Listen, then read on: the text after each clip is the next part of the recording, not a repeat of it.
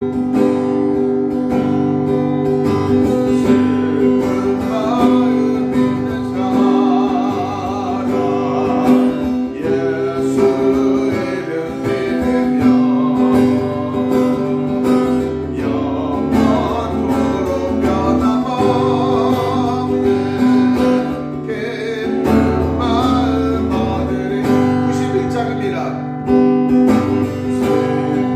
마음 있는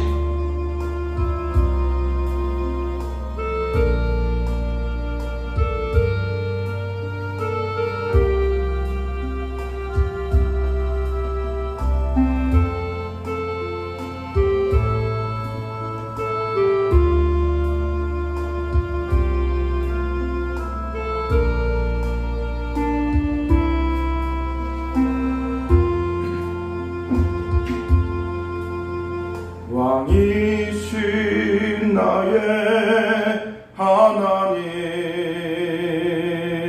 내가 주를 외치고 영원히 주의 이름을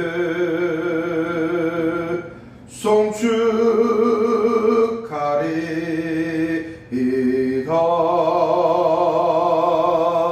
믿음의 동역자 여러분, 우리 함께 기도함으로 나아갑시다. 오늘 하나님께서 우리를 예배당 가운데로 부르셨으며 하나님으로 오늘 우리를 예배로 부르셨사오니 믿음의 동역자 여러분, 우리의 삶을 자복함으로 나아갑시다. 그는 거룩하시며 정결하신 분이시기에 우리가 흠을 가지고서 나아갈 수 없는 분이십니다. 우리 모두 한 주간의 저를 자복합시다. 우리의 삶의 모형 속에서 우리의 정욕들을, 우리 하나님 안에서 우리의 거짓들을 자복하여 하나님 안의 정결함으로 하나님의 그 거룩을 믿는 심령으로 나아가십시다. 지난날의 하나님의 모습들, 지난날의 모습들의 거짓된 모습들을 자복함으로 하나님 안에서 정결함을 싣는 귀한 시간 됩시다. 다 함께 기도하며 나아갑니다. 참 좋으신 하나님 아버지, 우리 하나님 아버지께서 우리를 부르셨으며 하나님이 우리를 하나님의 사랑으로 하나님 채우셨습니다. 그러므로 하나님 우리의 심령을 하나님 무너집니다. 하나님의 심령의 거짓된 모습들, 하나님의 악한 모습들을 떠나고 나가지 않고 있는 상황입니다. 하나님의 내 안에 있는 이 거짓들, 하나님의 내 안에 있는 이 죄악들, 악을 사모하는 마음들 하나님 나는 어찌하여야 하는지 하나님 두렵기까지 합니다. 주여 내 심령을 만져주십시오. 주여 내 심령을 얹어주십시오. 하나님 안에 몸을 쉬는 심령 되게 하시며 하나님 안에서 걸어가기에 부족함이 없는 심령 되게 역사하여 주시옵소서. 주께서 도와주실 줄 믿으며 주께서 인도하여 주실 줄 믿습니다. 나는 언제끔 하나님 안에 성결한 모습으로 설 수 있을는지 하나님 내 심령이 났다마는 주님이 다시금 나를 세워주시며 인도하여 주실 줄 믿으니 역사하여 주시옵소서. 주님 도와주시옵소서.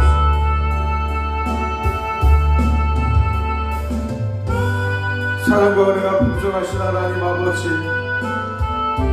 하나님의 백성, 하나님의 군사, 하나님의 사람으로서 우리를 붙들어 가신 하나님의 손길을 찬양합니다.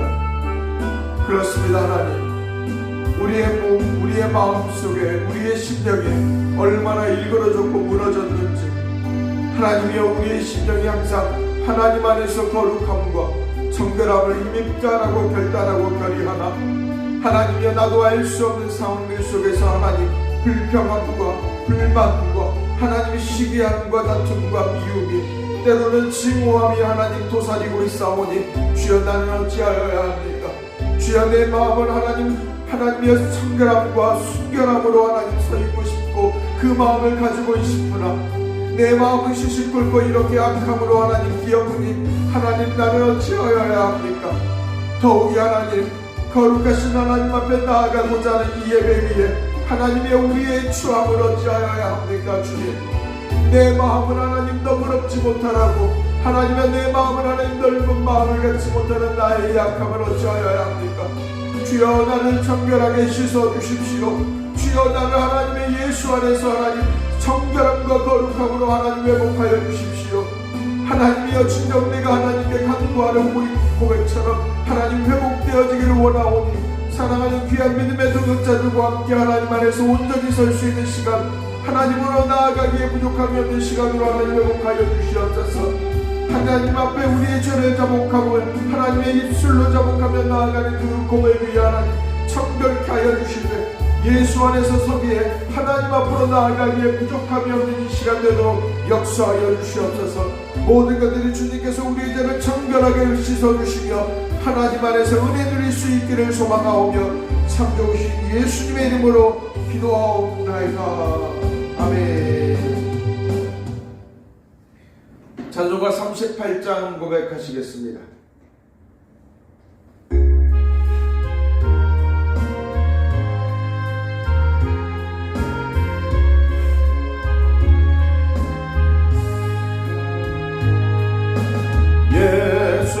예수의 왕이여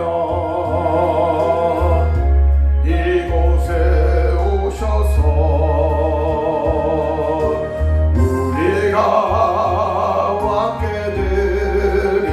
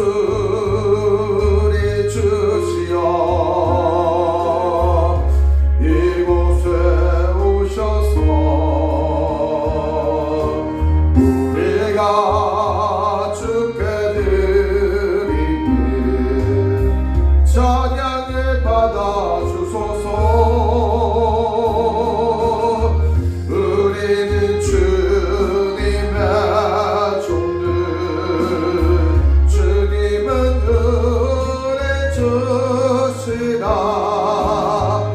주 대신 예수님 오셔서 찬양함을 받아주소서.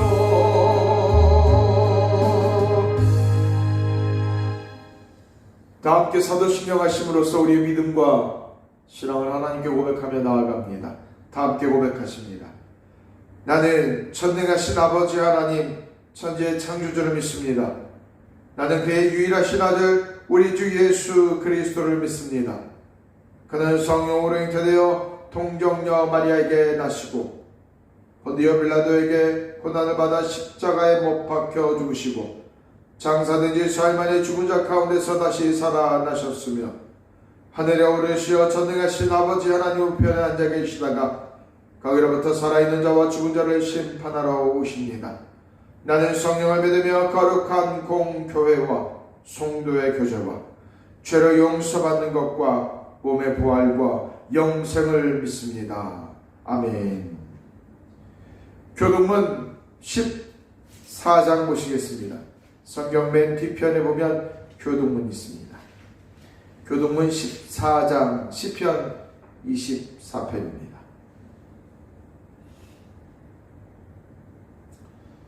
성경책 맨 뒤에 교동문 보시면 시편 24편, 교동문 14장 보시겠습니다. 다 함께 한 목소리로 다 같이 읽겠습니다. 보십니다. 시작. 땅과 거기에 충만한 것과 세계와 그 가운데 사는 자들은 다 여호와의 것이로다.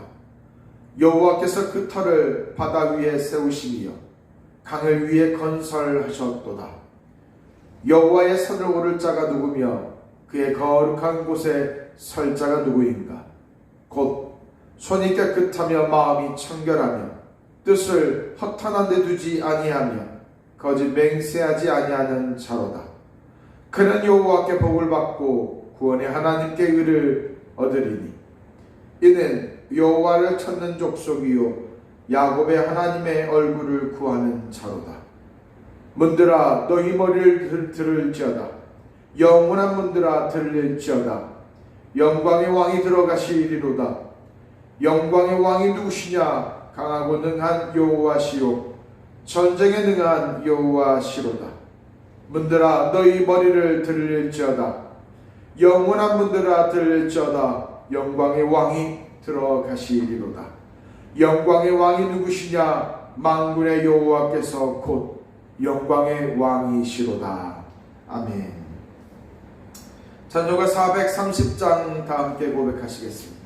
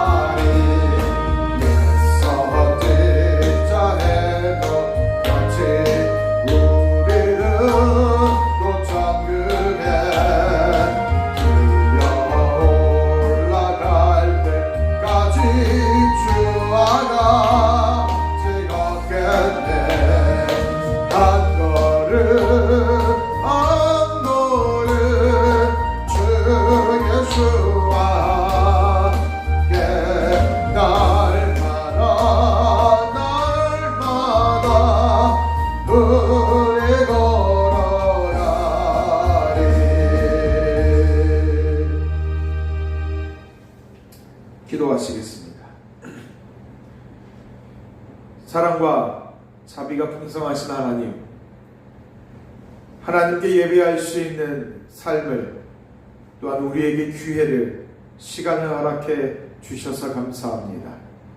주여, 이 땅에 살아가는 동안 우리의 마음속에, 우리의 시간 속에 하나님을 가까이 하고 예배하는 그 기회를 많이 가질 수 있기를 소망합니다.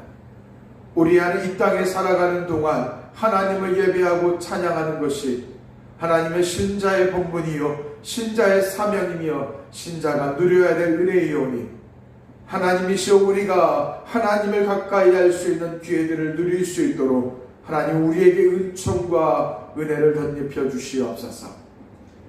특별히 하나님, 오늘 사랑하는 믿음의 공동체가 하나님을 가까이 합니다. 하나님께 향한 우리의 마음을 고백합니다.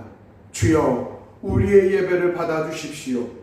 우리가 하나님을 갈망하는 우리의 마음을 주여 기뻐 받아 주시옵소서. 하나님은 우리의 삶의 주인이시며 우리의 왕이심을 선포하는 이 예배 가운데 주님 주인으로 임하여 주시옵소서. 특별히 사랑하는 주님, 주와 함께하는 교회를 위하여 기도하지 아니할 수가 없습니다. 하나님이시여, 교회 공동체가 감당해야 될 모양을 회복하게 역사하여 주시옵소서. 하나님, 이 코로나의 와중 속에서도 우리가 하여야 할 것이 무엇인지를 고민하게 하여 주십시오. 하나님, 이 코로나의 와중 속에 하나님 교회 공동체가 힘써야 될 바를 하나님 찾기를 소망합니다.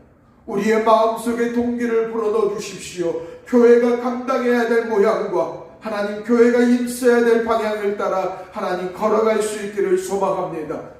코로나의 와중이 문제가 아닙니다. 하나님의 지금의 이 상황들이 문제가 아니라 우리가 하나님께서 우리에게 보여주시는 사명의 문제이오니, 주여 이 사명을 붙잡고 할 수 있는 것을 찾는, 고민할 수 있는, 몸부림칠 수 있는 교회가 될 수 있게 하나님 우리에게 마음을 움직여 잡아 주시옵소서. 하나님이시여, 우리가 결코 이 코로나의 와중 속에 마음이 잠자지 않기를 소망합니다. 우리의 심령이 누그러지지 않기를 소망합니다.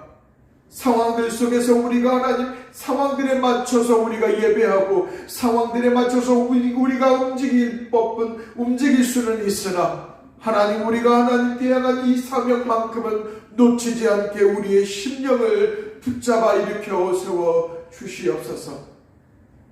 특별히 사랑하는 믿음의 공동체 각 가정에서 하나님을 예배하며 나아갑니다.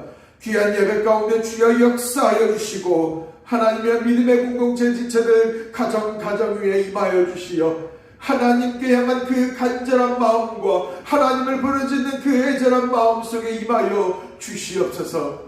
특별히 하나님 귀한 가정들 속에 하나님께 향한 기도의 제목이 있고 간구하는 바가 있사오니 주님 들어주시옵소서. 역사하여 주시옵소서. 하나님이여, 주께서 군대대장 되어 주시옵소서. 그래야 하나님 그 가정의 수많은 일들이 예수 안에서 온전히 풀려져 가게 하여 주시고 주님의 뜻과 섭리 안에서 해결되어져 감을 하나님 바라볼 수 있도록 인도하여 주시옵소서. 사랑하는 믿음의 공동체, 하나님 주와 함께하는 교회를 넘어 하나님 이 대한민국 곳곳에서 하나님을 예배하고 사모합니다. 하나님의 그 예배하는 모든 지체들 위해 하나님 임하여 주시되 하나님이여 그들의 마음 속에 하나님의 사랑으로 하나님의 은혜로 임하여 주시옵소서. 특별히 주님, 대한민국을 위하여 기도하지 아니할 수가 없습니다. 하나님, 이 민족 위에 하나님 산불로 인하여서 많은 이들이 이재민과 많은 이들이 어려움과 고난과 고통을 당하고 있습니다. 코로나로 인하여서 하나님 어려움을 당하고 있는 세계의 방방곳곳입니다. 전쟁으로 인하여서 욕망과 하나님의 자신의 그 욕구로 하나님 그것에 사로잡혀 하나님 이 전쟁으로 분쟁으로 나타나고 있습니다. 주님이 민족을 긍휼히 여겨주시어 하나님의 이 어려운 상황 속에 우리를 회복하여 주시옵소서. 구원하여 주시옵소서. 그리하여 하나님 우리가 평안을 누리고 예수 안에서 안정을 누릴 수 있기를 소망하오니 귀한 믿음의 민족들 또한 세계 방방 곳곳에 하나님의 은혜와 은총으로 회복하여 주시옵소서. 모든 곳 위에 하나님의 은혜와 자비가 풍성하게 임하는 귀한 시간들 되길 원하오며 오늘의 예배 가운데 하나님 임재하여 주시기를 소망하오며 참 좋으신 예수님의 이름으로 기도하옵나이다. 아멘.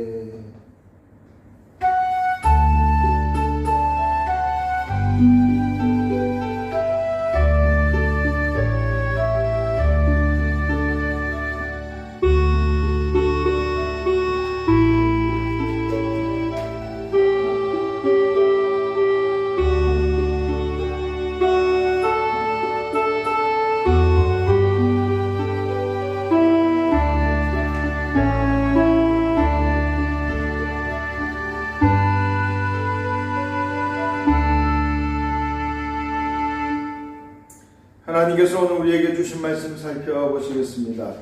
여호수아입니다. 여호수아 7장 본문 보시겠습니다.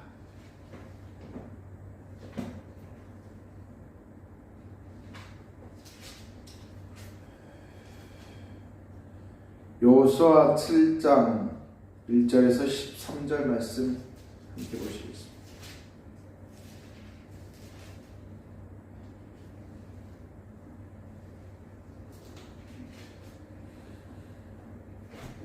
여호수아 7장 1절에서 13절 말씀 보십니다.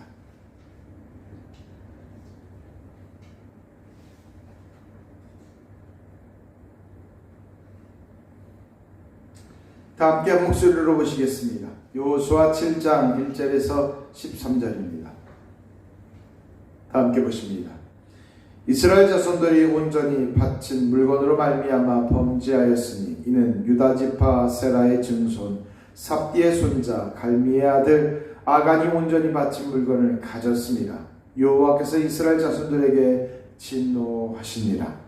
여호수아가 여리고에서 사람을 베델 동쪽 베다올 곁에 있는 아이로 보내며 그들에게 말하여 이르되 올라가서 그 땅을 정탐하라 하매 그 사람들이 올라가서 아이를 정탐하고 여호수아에게 돌아와 그에게 이르되 백성을 다 올라가게 하지 말고 2-3천 명만 올라가게 아이를 치게 하소서. 그들은 소수이니 모든 백성을 그리로 보내어 수고롭게 하지 마소서 하므로 백성 중 3,000명쯤 그리로 올라가다가 아이 사람 앞에 도망가니 아이 사람이 그들을 36명쯤 쳐 죽이고 성문 앞에서 스바림까지 쫓아가 내려가는 비탈길에 쳤으므로 백성의 마음이 녹아 물같이 된지라. 여호수아가 옷을 찢고 이스라엘 장로들과 함께 여호와의 궤 앞에 땅에 엎드려 머리에 티끌을 뒤집어 쓰고 저물도록 있다가 이르되 슬프도소이다.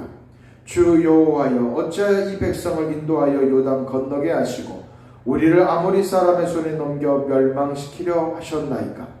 우리가 요단 저쪽을 민족에게 거주하였더라면 좋을 뻔하였나이다. 주여 이스라엘이 주의 원수들 앞에서 돌아섰으니 내가 무슨 말을 하오리이까. 가나안 사람과 이 땅의 모든 사람들이 듣고 우리를 둘러싸고 우리 이름을 세상에 끊으리니 주의 크신 이름을 위하여 어떻게 하시려 하나이까 하니 여호와께서 여호수아에게 이르되 일어나라. 어찌하여 이렇게 엎드려 있느냐. 이스라엘이 범죄하여 내가 그들에게 명령한 나의 언약을 어겼으며 또한 그들이 온전히 바친 물건을 가져가고 도적질하며 속이고 그것을 그들의 물건을 가운데에 두었느니라. 그러므로 이스라엘 자손들이 그들의 원수 앞에 능히 맞서지 못하고 그 앞에 돌아섰나니 이는 그들도 온전히 바친 것이 됨이니라. 그 온전히 바친 물건을 너희 중에 멸하지 아니하면 내가 다시는 너희와 함께 있지 아니하리라. 너는 일어나서 백성을 거룩하게 하여 이르기를 너희는 내일을 위하여 스스로 거룩하게 하라. 이스라엘 하나님 여호와의 말씀에 이스라엘아 너희 가운데 온전히 바친 물건이 있나니 너희가 그 온전히 바친 물건을 너희 가운데에서 취하기까지는 내 원수 앞에 능히 맞서지 못하리라. 아멘. 할렐루야. 오늘의 말씀의 제목은 비틀거려도 다시 중심 잡고 일어서기 라는 제목으로 말씀 나누겠습니다. 비틀거려도 다시 중심 잡고 일어서기 라는 말씀을 제목을 나눌 때에 저와 여러분이 은혜가 되고 또한 삶의 변화를 방향을 돌이키기를 도전하는 저와 여러분이 되기를 소망합니다. 말씀 나누겠습니다. 이스라엘은 꿈만 같은 날들을 보냈습니다. 당대의 견고한 성으로 잘 알려져 있으며 가나안 땅에 대표하는 성으로 유명한 여리고성을 점령했기 때문이죠. 마치 어린 다윗이 칼과 방패로 무장한 거인 골리앗을 물맷돌로 제압해버린 것처럼 이스라엘이 여리고성을 점령한 사건은 보통 일이 아니었습니다. 칼과 창으로 혹은 어떤 전략적인 전술로 정복한 것이 아니었습니다. 하나님의 말씀에 따라 여리고성의 주변을 6일 동안 하루에 한 번씩, 그리고 7일 차에는 7바퀴를 도는 것밖에는 없었습니다. 그러자 이스라엘의 군제대장 되시는 하나님은 이스라엘의 군사들 앞에서 여리고성을 모래성처럼 무너져 내리게 하셨죠. 이스라엘은 승리에 취해 있는 와중에도 여호수아는 바빴습니다. 여호와 하나님께서 이미 가나안과 왕과 병사들을 이스라엘에게 넘기셨다는 말씀을 기억하고 있었기 때문이죠. 여호수아는 하나님이 요단강을 갈라버리신 능력을 경험할 때에 하나님이 가나안 땅을 이스라엘에게 넘기셨다라는 것을 알았지만 초롱성 같은 여리고성이 여호와의 함성으로 무너진 것을 보고 난 뒤 더욱 확신이 들었습니다. 여호와 하나님께서 가나안 땅을 이스라엘에게 확실히 넘기셨다라는 사실을 말입니다. 비록 이스라엘에게 특출난 무기와 전술은 없어도 오직 여호와 하나님이 무기입니다. 하나님이 이스라엘에게 함께하여 주시는 한 무서울 것이 없었습니다. 때문에 여호수아는 가나안 땅을 정복하는 시간을 늦출 수가 없었습니다. 그는 자신의 직무실로 급히 사람을 불렀습니다. 이스라엘의 다음 정복지를 파악할 정탐꾼들이었죠. 여호수아는 이미 다음 정복지를 베다월 근처의 아이성으로 결정했죠. 그리고 정탐꾼들에게 그 땅을 정탐하고 올 것을 지시하였습니다. 여호수아는 정탐꾼을 파견한 후에 마냥 정탐꾼이 오기만을 손 놓고 기다리지 않았습니다. 여러 가지로 바빴습니다. 또다시 이스라엘의 60만 대군을 아이성으로 출정시켜야 했기 때문에 신경 써야 할 것들이 많았죠. 특히 각 지파장들을 불러서 20세 이상 60세 이하의 남성들의 인원 체크를 하는데 바빴습니다. 바쁜 일정이 마무리되어가는 시점에서 아이성으로 파견한 정탐꾼들이 복귀했습니다. 정탐꾼들의 표정이 밝아 보였습니다. 무척 희망적인 보고 내용을 가지고 온 것이 분명했죠. 여호수아는 가나안의 또 다른 성을 정복할 수 있을 것을 정탐꾼들의 표정을 통해 읽을 수가 있었습니다. 황급히 달려오느라 숨이 찬 정탐꾼들이 가쁜 숨을 몰아쉬며 여호수아에게 손사래를 치며 말했습니다. 여호수아여, 굳이 이 많은 군사들을 아이성으로 출정시킬 필요가 없습니다. 이 많은 대군을 보내는 것은 헛수고라는 것이죠. 사실 아이성은 여리고성에서 18km 떨어진 곳에 위치합니다. 문제는 거리가 아니었습니다. 아이성은 해발 800m의 높은 곳에 세워져 있었죠. 60만 대군이 험준한 산세를 헤집고 올라가는 것은 불필요한 에너지 낭비일지 모릅니다. 더욱이 이스라엘의 군대 2, 3천만 보내어도 충분히 아이성을 점령할 수 있기 때문에 말이죠. 여호수아는 이스라엘의 힘으로도 아이성을 충분히 제압할 수 있다라는 말에 계획을 변경했습니다.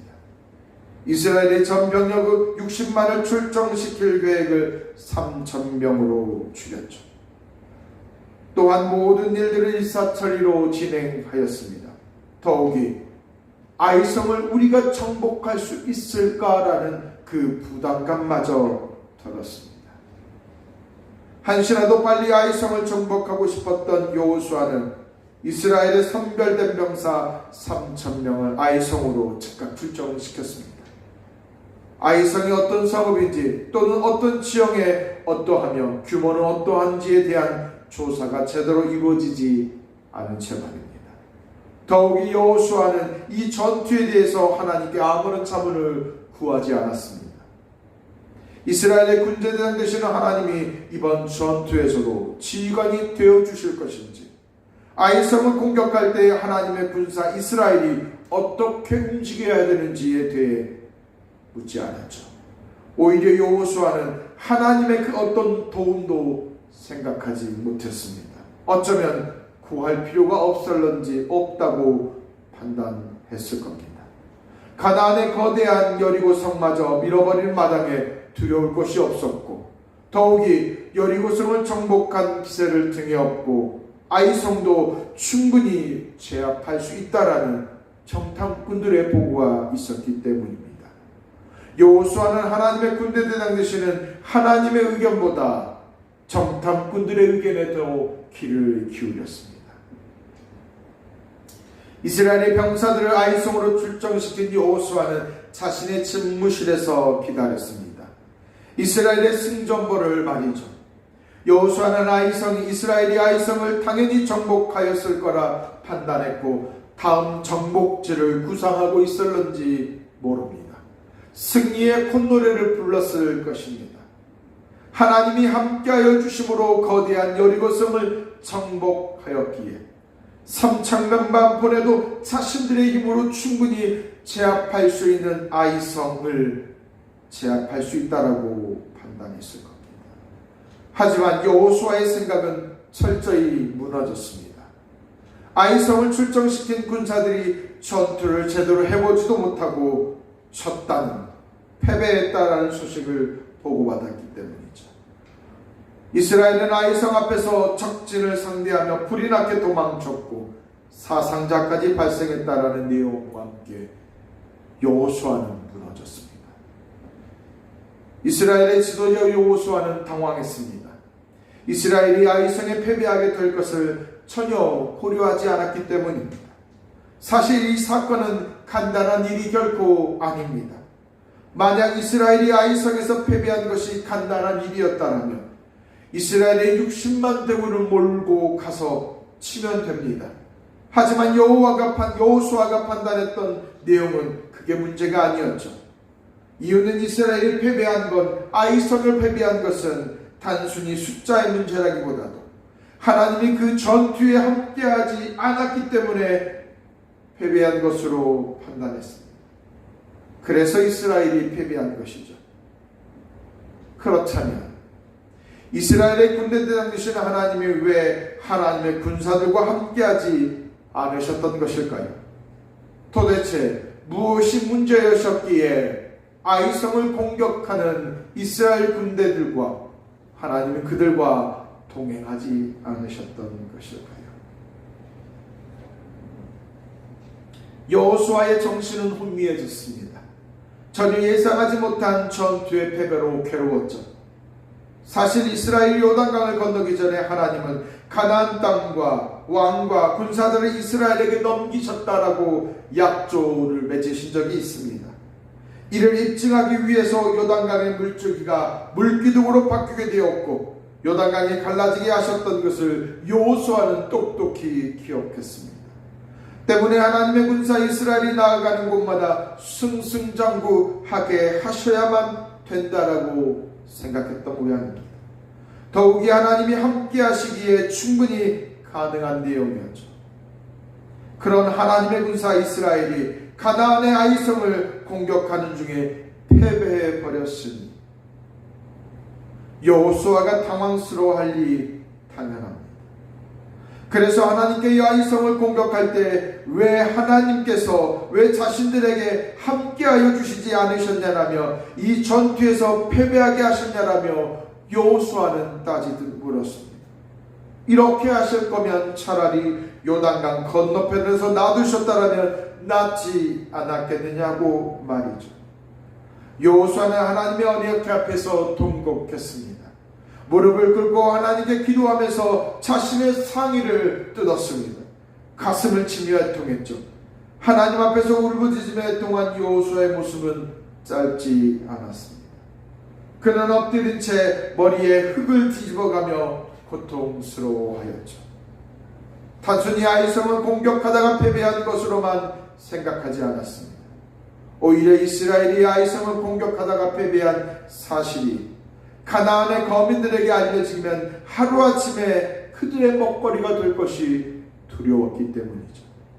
이제 이스라엘은 가나안의 거민들의 북이 될 게 뻔합니다.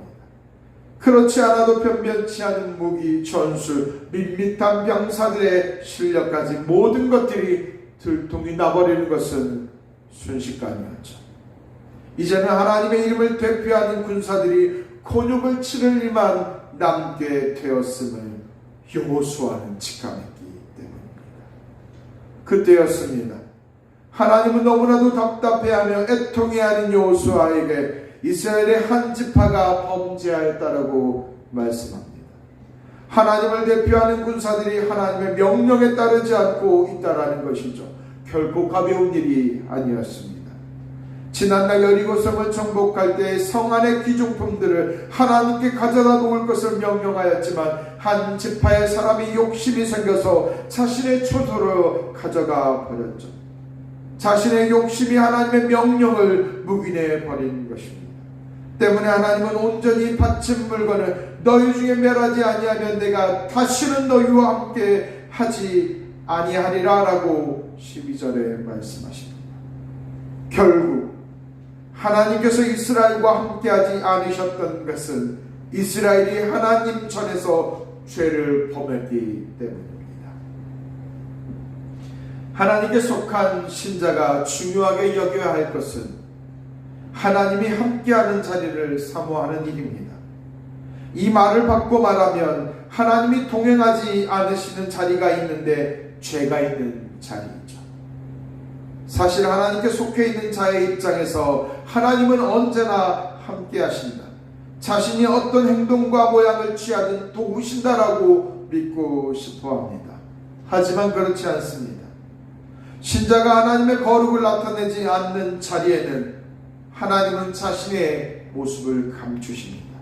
특히 세상에서 통용되는 방식, 가령, 쾌락과 욕망을 찾아 쫓아가는 길에서 하나님의 어떤 도움의 섭리를 발견하기란 어렵습니다. 사무엘상 4장 한번 보시겠습니다. 사무엘상 4장에 좋은 모습들이 나와 있습니다. 사무엘상 4장 5절에서 11절 한번 보시겠습니다.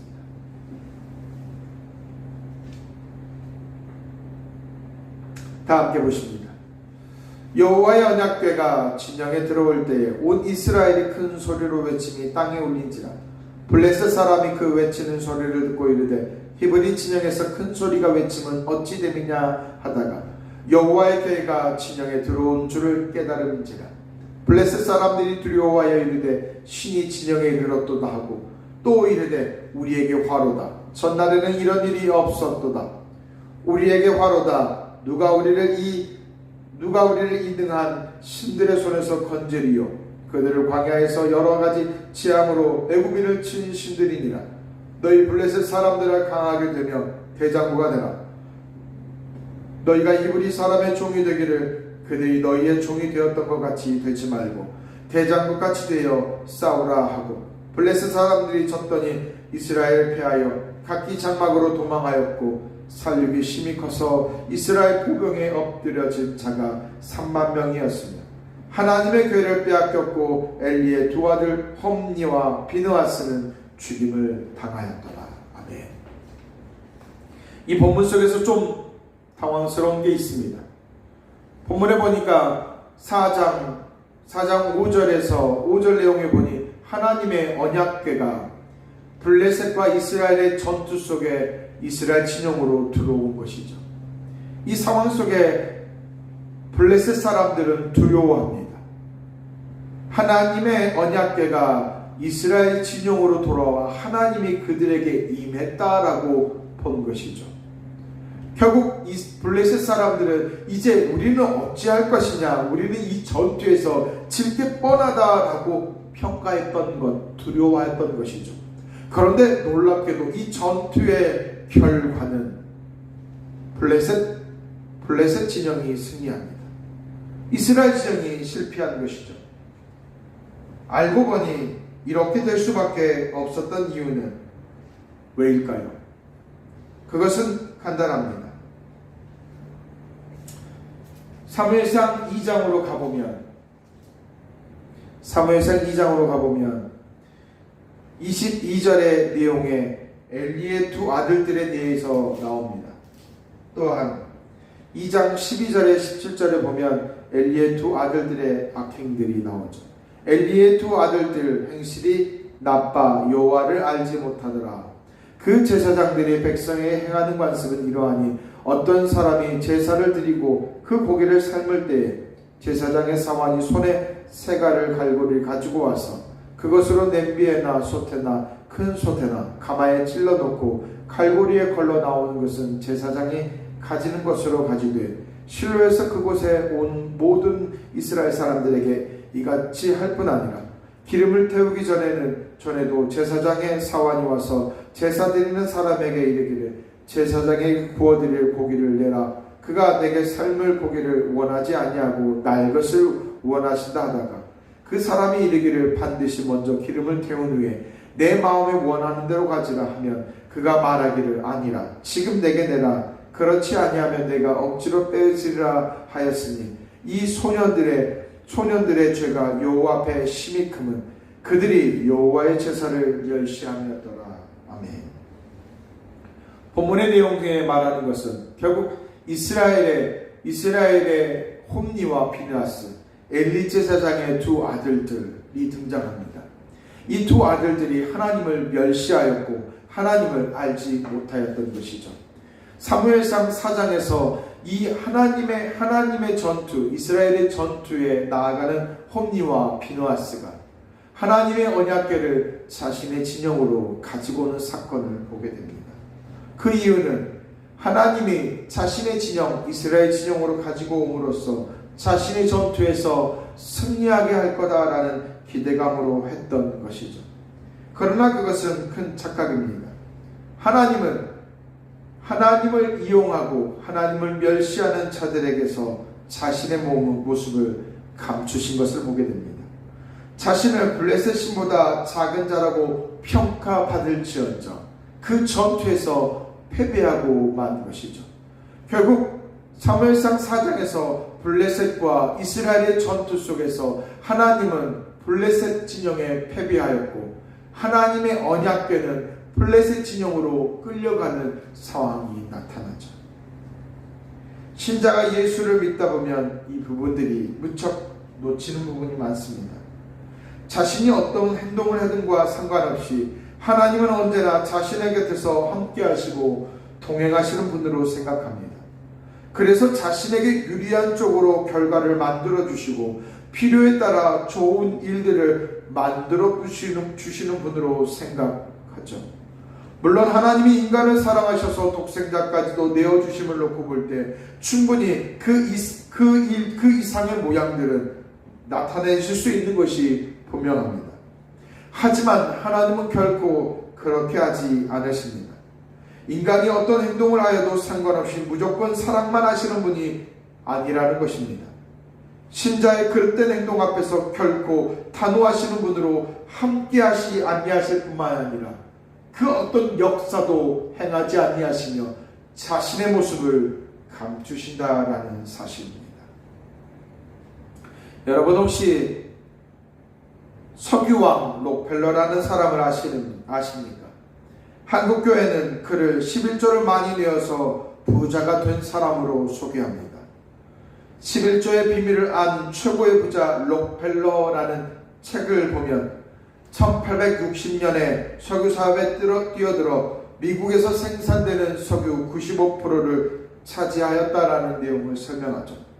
그리하여 거대한 부자가 되었는데 그가 11조를 많이 하였기 때문에 하나님이 그와 함께 하셔서 그 결과를 만들어냈다라고 말합니다.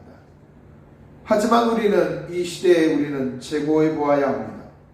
록펠러가 회사를 운영해가는 방식에는 문제가 많았습니다. 노동 착취는 물론이고 산업 스파이, 정치인 로비, 불법 독과점들까지. 그럼에도 불구하고 록펠러를 자꾸 좋은 쪽으로 설명하려고 하는 것은 문제가 많은 처사이죠. 예수를 믿는 자가 자신의 그릇된 행동을 바꾸지 않고서 하나님이 자신의 삶에 함께하여 주실 것, 하나님이 자신의 영정 속에서 도와주실 것을 간구하는 것은 모순입니다. 앞뒤가 맞지 않는 것이죠. 신자는 자꾸 자신의 삶을 점검해 보아야 합니다. 하나님의 군사된 자로서 온전한 자세를 취하고 있는지 말입니다. 하나님이 기뻐하실 모양의 자리에 자리하고 있는지 말이죠. 온전한 삶을 걷고 있는지 말입니다. 스스로 자신의 행동을 들여다보는 것은 정말 쉬운 일이 아닙니다. 내가 취한 행동, 내가 서 있는 자리의 문제점과 어리석음을 보기란 무척 어렵죠. 그렇다고 하여 하나님은 직접적으로 너 그렇게 하면 안 된다라고 말씀해 주시지도 않습니다. 그가 실패하여 고꾸라지기까지 그저 바라만 보십니다. 물론 인간이라는 존재가 쉽게 자기 고집을 꺾지 않기 때문에 당하기 전까지 아무리 타일리고 말해 주어도 알지 못하기 때문에 하나님은 기다리실지 모르겠으나 분명한 것은 우리가 행동을 바꿔야 된다는 사실입니다.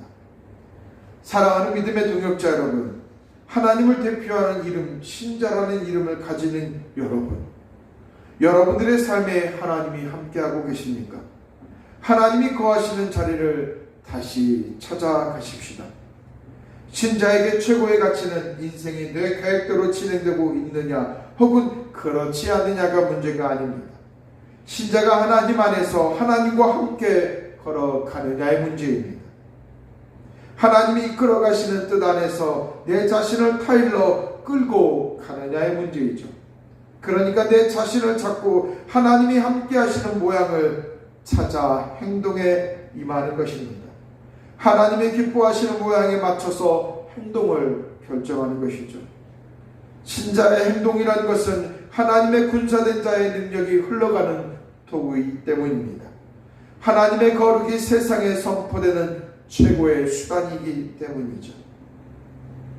에베소서 5장 1절에 14절의 모양으로 14절로 한번 가보십시다.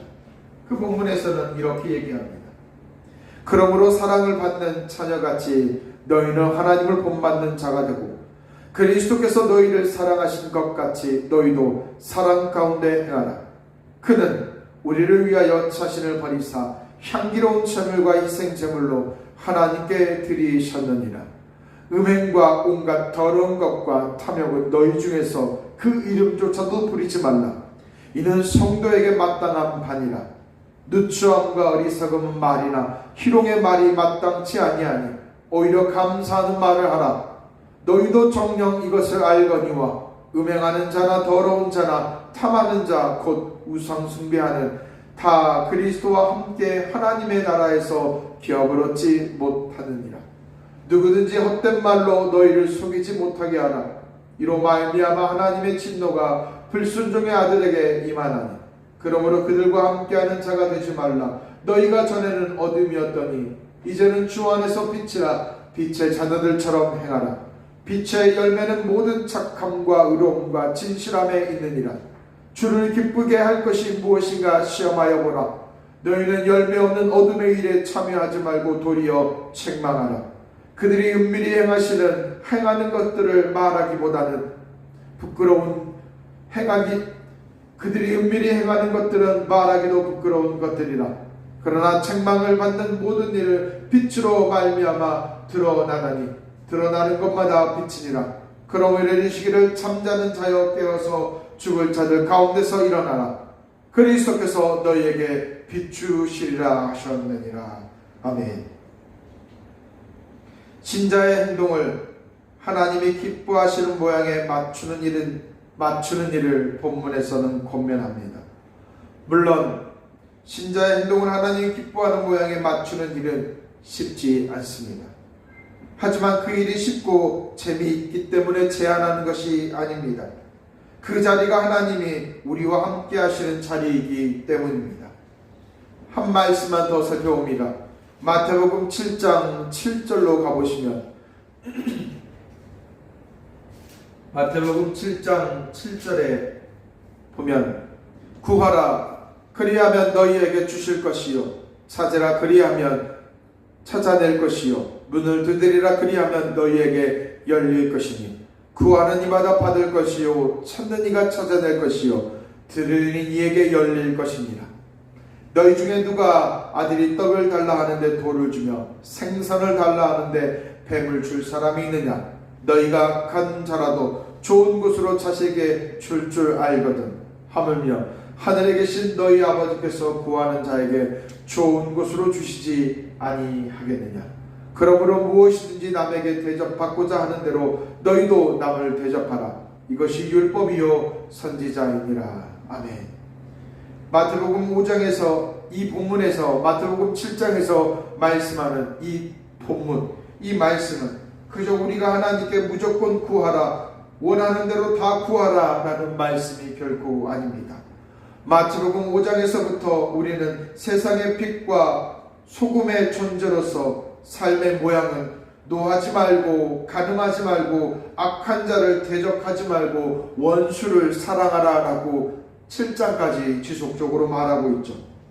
즉 다시 말하면 7장 7절에서 찾으라 구하라 두드리라고 하는 바는 5장에서부터 지속적으로 말씀하시는 내용, 그 삶을 살아내기 위하여서 두드리라는 것이죠. 하나님이 가르쳐주는 기뻐하는 모양을 향하여서 끊임없이 간구하라는 것입니다. 신자가 신자의 모양, 그릇된 행동에서 벗어날 수 있도록 하나님께 끊임없이 두드리라는 것입니다. 그리한다면 그렇게 하나님께 두드리고 찾고 매달린다면 하나님이 분명히 얻게 할 것이고 분명히 누리게 할 것이고 찾게 될 것이라 라고 본문은 말하고 있는 것입니다. 그렇습니다. 사랑하는 믿음의 동역자 여러분, 우리가 하나님께 두드리는 바, 하나님께 간구하는 바, 하나님께 찾는 바는 하나님께서 찾게 하실 것입니다. 설령 설령 우리가 하나님 안에서 우리의 자리, 신자의 자리를 차지하는 것이 버겁다 하더라도 끝까지 하나님께 매달리는 자에게 하나님께서 그 일들을 임하게 할 것입니다. 그러니 끝까지 포기하지 마십시오. 찾아보고 두드려보고 구하여 하나님이 함께 하시는 자리에서 살아가기를 힘써보십시오. 그리고 나머지 일들은 하나님께 맡겨보십시오. 하나님이 여리고성을 함락하실 때 이스라엘의 군대대장이 되셔서 역사에 가시는 것처럼 우리 앞에 놓여준 수많은 여리고성들을 하나님이 주관해 가실 것이 분명합니다. 어떻게 해결해 갈 것인지를 우리는 확인해 볼 필요가 있습니다. 사랑하는 믿음의 동역자 여러분, 우리가 거룩한 자리, 우리가 죄를 멀리하는 자리, 악을 멀리하는 그 자리를 우리 모두 함께 찾아가십시다. 그곳에 하나님이 거하시는 자리입니다. 하나님이 거하시는 곳은 우리가 하나님의 말씀을 따라 하나님이 기뻐하시는 모양이 있는 자리에 하나님이 거하십니다. 그러니 한 주 동안 하나님이 거하시는 자리를 향하여 나아가십시다. 그곳에 하나님이 함께 하십니다. 그곳에 하나님이 거하십니다. 그곳에서 하나님의 군사, 하나님의 백성의 평안을 누리는 저와 여러분이 되기를 소망합니다. 사랑하는 믿음의 동역자 여러분, 우리 함께 기도합시다. 우리의 모습 속에서 하나님 안에서 평안을 누리는 하나님이 거하시는 자리를 사모하는 이 한 주간이 되십시다. 비록 우리의 힘으로는 다 할 수 없으나 어려우나 그 일을 감당하고 이겨낼 수 있는 우리의 심령이 되기를 함께 기도하며 나아갑시다. 다 함께 기도합니다. 사랑과 은혜가 충만하신 하나님, 믿음의 동역자들과 함께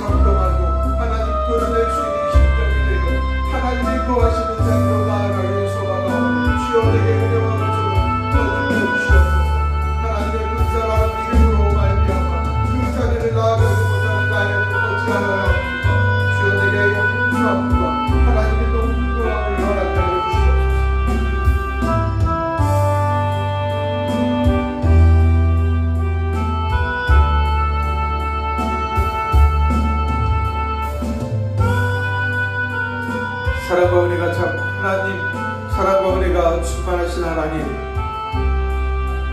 우리의 심령 가운데 하나님이 임재하여 주시기를 소망합니다.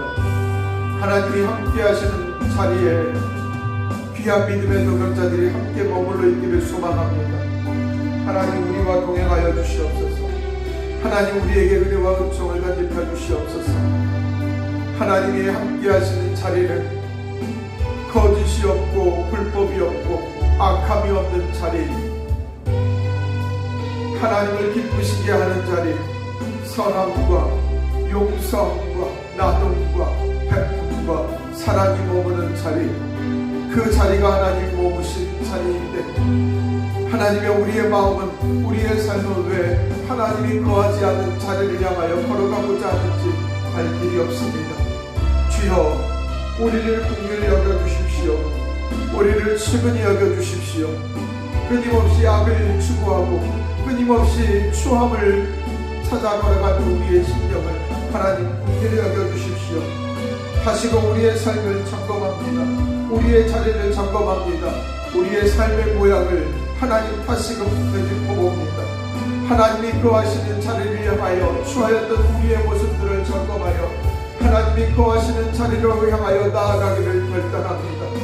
주여, 어렵고 힘듭니다. 하나님, 쉽지 않은 길입니다. 허나 주님이 우리와 함께하여 주실 거라 믿으며, 그 자리 가운데 함께하여 주실 거라 믿으며, 그 자리 가운데 하나님이 넉넉하게 우리가 감당하여 주실 것을 믿으며, 하나님, 이 한 주 동안 다시금 하나님이 거하시는 자리를 향하여 걸어가오니 주여, 우리에게 다시 한번 은혜를 던집혀 주시옵소서. 하나님이 그 자리를 향하여 나아가는 우리의 모습 속에 하나님 동행하여 주시어서 우리의 삶의 모든 문제들을 주님이 해결하여 주시옵소서. 사랑하는 믿음의 동역자들이 하나님이 함께 하시는 그 자리 가운데 평안함과 은혜를 누리기를 소망합니다. 하나님의 군사로서의 자긍심과 하나님의 군사로서의 은혜를 누리는 그 시간들 되기를 원하오니 주여, 함께하여 주시옵소서. 모든 것들이 주님께 영광이 되기를 원하오며 승리하는 은혜가 있기를 원하오며 창조주신 예수님의 이름으로 기도합니다. 아멘. 찬송가 50장 1절만 고백하시겠습니다.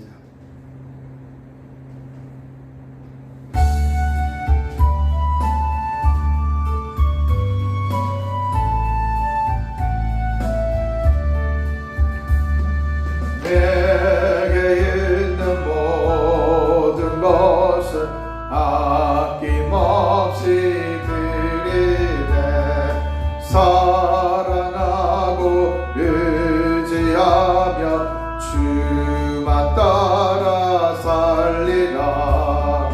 주께 드리네, 주께 드리네. 사랑하는 그 주 앞에 모두 드리네.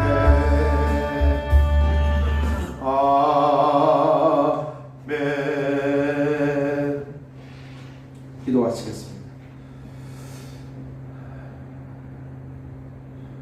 자비와 사랑으로 우리의 삶을 감싸주신 하나님, 우리의 삶 속에 수많은 일들이 일어납니다.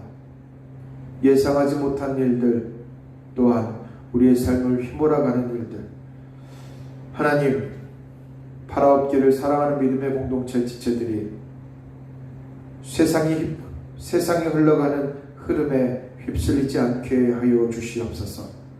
생각과 마음과 삶의 모양이 세상이 지배하는 모양에 따라 흘러가고 흔들리는 심령이 아니라 되려 하나님의 말씀과 하나님의 생각과 하나님의 계획에 따라 흘러갈 수 있도록 붙들어 주시옵소서. 우리의 마음을 하나님께 다시금 묵습니다. 하나님, 우리의 흘러가는 흔들리는 마음을 하나님의 말씀으로, 하나님의 은혜로 동요합니다. 주여, 우리에게 은혜 던집혀 주시고 하나님의 은혜와 은총으로 삶을 지어갈 수 있도록 은혜 던집혀 주시옵소서. 믿음의 지체들이 하나님께 예물을 드림으로 우리의 삶을 하나님이 책임진다라는 믿음으로 고백합니다. 믿음의 고백 위에 하나님의 은혜와 은총을 덧입혀 주시고 삶을, 또한 삶의 여정을, 또한 삶의 모양들을 하나님이 책임져 주시옵소서.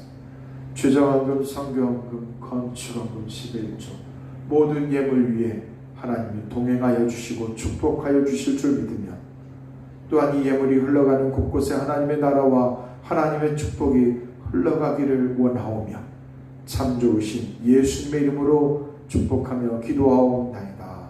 아멘. 할렐루야. 광고 읽겠습니다. 벌써 3월 20일 셋째 주, 넷째 주를 맞이하는 것 같습니다. 셋째 주이죠. 믿음의 등역자들 여러분, 코로나 최대한 조심하여 주십시오. 걸리지 않는 것이 최선의 방법입니다. 지난주에 여러분들에게 여호수아, 사사기, 룻기 성경 쓰기 책자를 보내드렸습니다. 꼭 쓰셔서 내 마음을 하나님의 말씀으로 동여매어 흔들리지 않는 저와 여러분이 되기를 소망합니다. 여호수아부터 사사기로 넘어갑니다. 그 흐름을 성경을 쓰는 것을 통해서 같이 이어갔으면 좋겠습니다. 각자의 처소 속에서 하나님과 나누는 시간들을 놓지 마십시오. 개인의 시간들을 이용하여서 기도하고 말씀 보는 시간들을 꼭 이어가는 저와 여러분들이 되기를 소망합니다. 주의 기도 문송함으로 축도함으로 모든 예배를 마치겠습니다.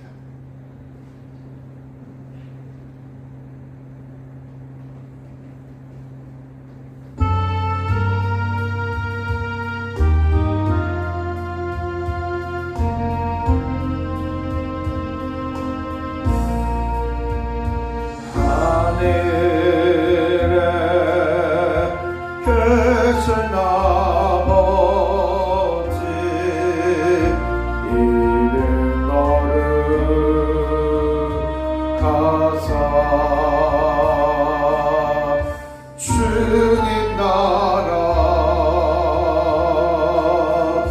임하시고 뜻을 이루어지다.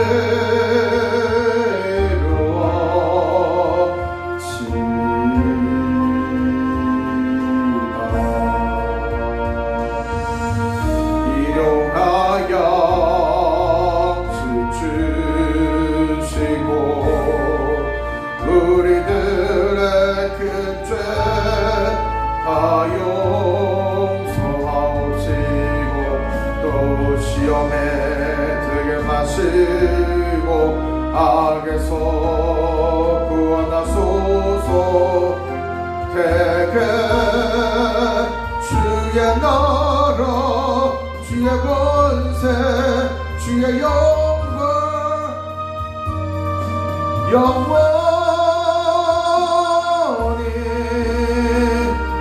아멘.